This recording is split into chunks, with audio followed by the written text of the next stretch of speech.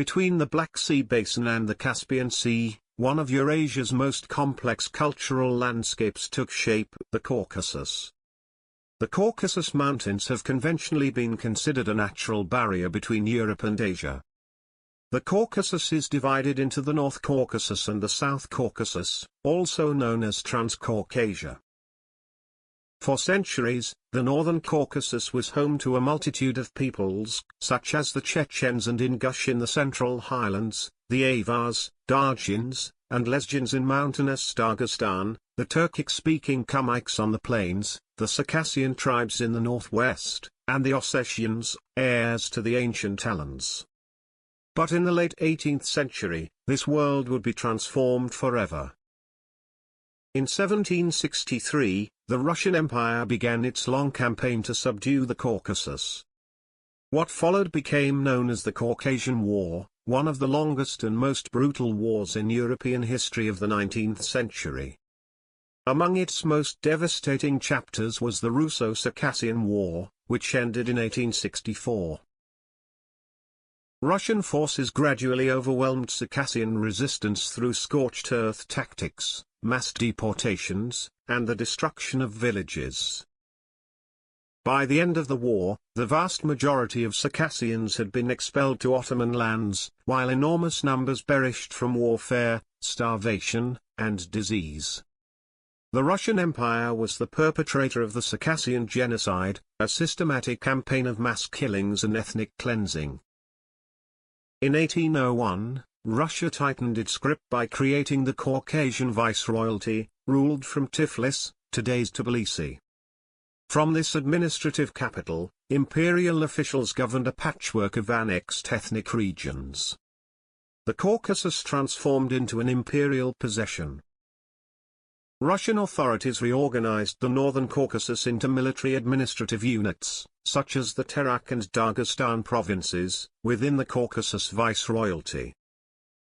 Imperial policies aimed at Russification sought to impose the Russian language and culture. Yet the empire never fully eliminated local traditions. Islamic institutions remained influential. Customary law, known as odat, continued to shape everyday life.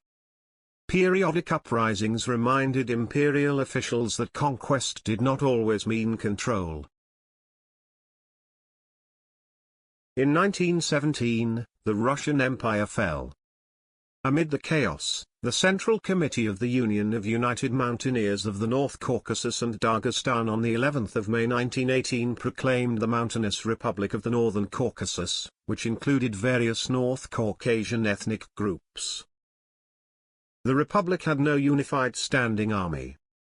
Instead, it relied on irregular militias organized along ethnic and clan lines, supplemented by remnants of former imperial units, including cavalry formations drawn from the once famed Caucasian Native Cavalry Division.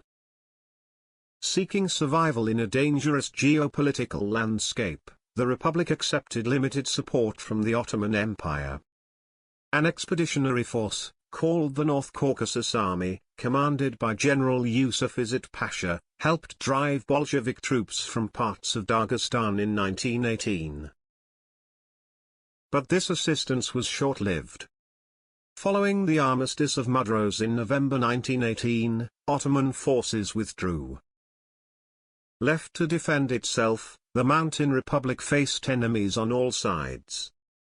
Its militias fought fierce battles against the armed forces of South Russia, under the command of General Anton Denikin, and later against the advancing Bolshevik Red Army. Despite determined resistance, the Republic lacked unity, resources, and international recognition. By 1920, the Red Army launched a decisive campaign into the Northern Caucasus. By early 1921, the Mountainous Republic ceased to exist.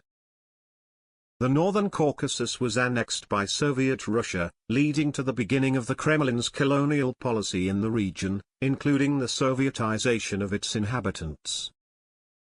In February 1944, the Kremlin carried out the mass forced displacement of the whole of the Chechen and Ingush populations of the North Caucasus to Central Asia, during the Operation Lentil.